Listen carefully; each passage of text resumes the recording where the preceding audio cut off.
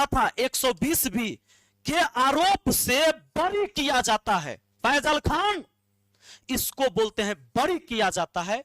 यह उस केस में कोर्ट के अंदर बरी हो जाता है प्रिंस, जिसकी जजमेंट की कॉपी तूने पूरे देश को नहीं दिखाया और एफआईआर की कॉपी दिखाकर उसे क्रिमिनल घोषित किया किसी के मरने के बाद। अरे लानत है तेरी इस ज्ञान की। ऐसा ज्ञान तू लेके चला है कि पूरे देश को बर्बाद करने में तू लगा हुआ है। साथियों, फैजल खान का ये वाला पहले एक्टिंग देखिए। देखिए, ये बात बोलना नहीं चाहिए। ये हम कुछ एफआईआर ले आते हैं। प्रिंस के ऊपर 2 किडनैपिंग का, 3 आर्म्स एक्ट का। मृतक व्यक्ति के बारे में आप ये बातें क्यों बता रहे हो? क्योंकि उनको पुलिस दूसरे केस में भी ढूंढ रही थी। ये वो एफआईआर है जिसकी वजह से देश छोड़ के जाना पड़ा। जिसने थोड़ा और सुनिए। तो आप ये कह रहे प्रिंस की मौत के लिए आप जिम्मेदार नहीं हो? आप बताइए कैसे जिम्मेदार? क्या हम नेपाल भेजे थे? क्या हम कहे थे कि किडनैप कर? थोड़ा और सुनिए। के लाओ। हम बोले थे कि नेपाल की शराब लाओ। हम बोले थे कि पिस्टल कमर में लेके घूमो। हम बोले थे कि किसी से रंगदारी मांगो। कैसे फैजल खान ने किसी व्यक्ति के मौत के बाद भी अपनी झूठी कहानी सुनाता है पूरे देश को। फैजल फर्जी खान हमेशा फर्जी खबरें सुनाते रहा। दोस्तों, यही एफआईआर की कॉपी है जिसका वो जिक्र कर रहा है। एफआईआर का मतलब होता है फर्स्ट इंफॉर्मेशन रिपोर्ट। किसी भी घटना में पुलिस सबसे पहले जो चीजें लिखती है वो फर्स्ट इंफॉर्मेशन रिपोर्ट है। इस केस की सच्चाई यह है कि प्रिंस यादव उसमें एक व्यक्ति जो किसी से 23 लाख रुपया लिए हुए रहता है और 5 साल से वो लौटा नहीं रहा होता है, उस केस में प्रिंस यादव चाहता है कि इसकी मध्यस्थता करा दे। वो एक मीटिंग चलते रहती है। इसी में वह व्यक्ति जो पैसा लिए हुए रहता उसी ने उल्टे केस किया। 2023 में यह केस जाता है। देखिए, 28/8/2023 को यह केस कोर्ट में चला जाता है और जो पैसा मांगने वाले लोग सब थे उन्हीं के ऊपर एफआईआर होती है, जिसमें प्रिंस यादव का भी नाम दिया जाता है जो मध्यस्थता कर रहा था। 28 तारीख को और 29 तारीख को, 28 तारीख को वहां पर एफआईआर होता है सोनपुर में, सारण में, जहां का वो व्यक्ति है पैसा 23 लाख लेने वाला जो लौटा नहीं रहा था। और 29 तारीख को एफआईआर होता है जहां ये मीटिंग चल रही थी एक ढाबा पर। किडनैप करके कोई ढाबा पर नहीं रखता, खाना न खिलाते रहता है। अब यहां देखिए इसने क्या गेम किया। ये केवल एफआईआर की कॉपी लेकर गया। मैंने पहले बोला एफआईआर का मतलब है फर्स्ट इंफॉर्मेशन रिपोर्ट। यह जजमेंट का पेपर नहीं है कि उस केस में जज ने फैसला क्या सुनाया। अब मैं बताता हूं। सबसे पहले जब यह केस में सभी लोग को पुलिस पकड़ के ले जाती है, जब कोर्ट में यह बहस चलती है, जज जमानत दे देते हैं, बेल पर ये लोग बाहर रहते हैं। लेकिन इसका फाइनल आ जाता है 25/2/2026 को, यानी 25 फरवरी 2026 को फाइनल जजमेंट आता है इस केस में। फैजल खान ने इसको छुपा लिया। जजमेंट की कॉपी इसने तो दिखाया ही नहीं शुभंकर मिश्रा जी को। अब यहां पर देखिए जो ऑर्डर आता है, इसको जरा आप पढ़ेंगे। मैंने इसका हिंदी अनुवाद भी कर लिया है। इसमें बताया जाता है कि ये देखिए 12 नंबर में जो जानकारी है यहां हाईलाइट है।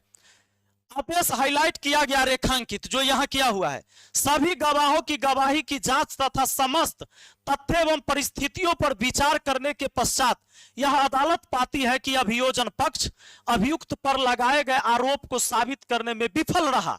यानी जो अपहरण का केस लगाया था वो यह साबित करने में विफल रहा और मेरी विचारित राय में अभियुक्त को संदेह का लाभ दिया जाना चाहिए।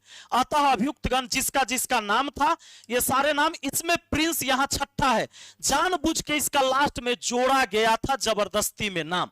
अब सुनिए, कहता है को अभियुक्त व्यक्तियों के विरुद्ध समुचित साक्ष्य की कमी के कारण भारतीय दंड संहिता 1860 की धारा 364A/34, 365/34 तथा 120 बी के आरोप से बरी किया जाता है। फैजल खान इसको बोलते हैं बरी किया जाता है। यह उस केस में कोर्ट के अंदर बरी हो जाता है प्रिंस, जिसकी जजमेंट की कॉपी तूने पूरे देश को नहीं दिखाया और एफआईआर की कॉपी दिखाकर उसे क्रिमिनल घोषित किया किसी के मरने के बाद। अरे लानत है तेरी इस ज्ञान की। ऐसा ज्ञान तू लेके चला है कि पूरे देश को बर्बाद करने में तू लगा हुआ है।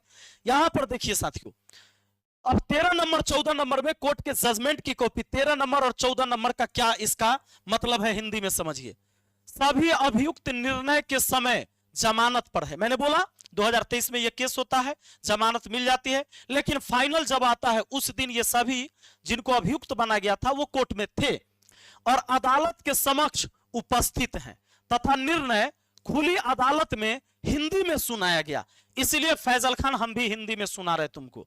14वां नंबर में क्या जानकारी दिया गया जजमेंट की कॉपी में, मुआवजे के बिंदु पर इस अदालत ने यह निष्कर्ष निकाला कि सूचनादाता और पीड़ित या अपहरित व्यक्ति ने यह एक शब्द भी नहीं बताया कि उसे किसने अपहरित किया।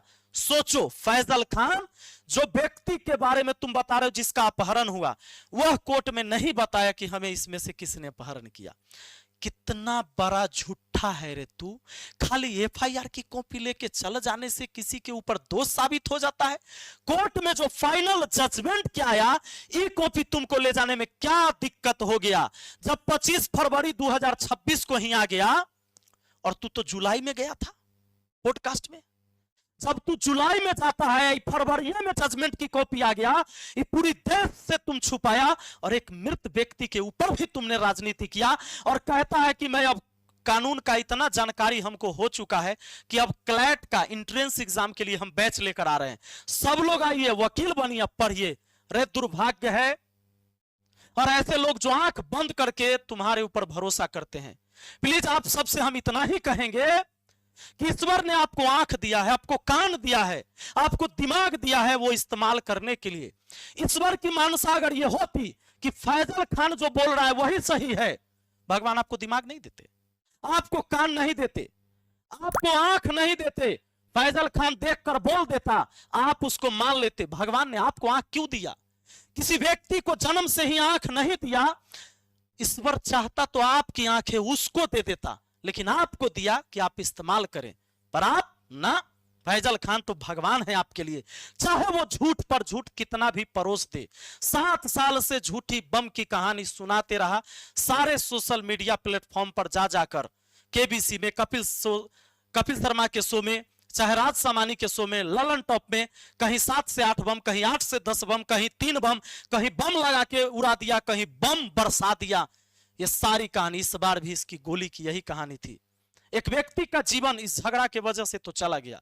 मौत कैसे हुई मुझे नहीं पता, ये जांच का विषय है। लेकिन दुर्भाग्य की बात है कि फैजल खान, तुमने सिर्फ एक कोचिंग चलाने के चक्कर में इतनी झूठे परोसी, और बम गोली तो तुम्हारे लिए आसान बात है। फिर भी इस देश का जनता अगर तुझे माफ कर रहा है तो सैल्यूट है उस जनता को भी। और बाकी शुभांकर मिश्रा जी, आप हमको कब बुला रहे हैं इस पॉडकास्ट में? फैजल खान को आपने बुलाया है, इसकी 98% बात झूठी है। मैं आपको एक चीज कहता हूं शुभांकर मिश्रा जी, आप क्वेश्चन सब मंगवा लीजिए फैजल खान से और जवाब हमसे लीजिए, लेकिन पॉडकास्ट में बुलवाइए। तमाम दर्शकों से हम आग्रह करेंगे कि शुभांकर मिश्रा जी के वीडियो में जाकर जरूर कमेंट में लिखिएगा कि विपिन सर को एक बार पॉडकास्ट में बुलवाइए। प्लीज आप सबसे आग्रह है, इस बिहार को बचाइए, इस देश को बचाइए इतना बड़ा फर्जी से जिसने सिर्फ झूठी कहानी आज तक बनाया है। और इससे ज्यादा मैं सबूत आपको क्या दूं?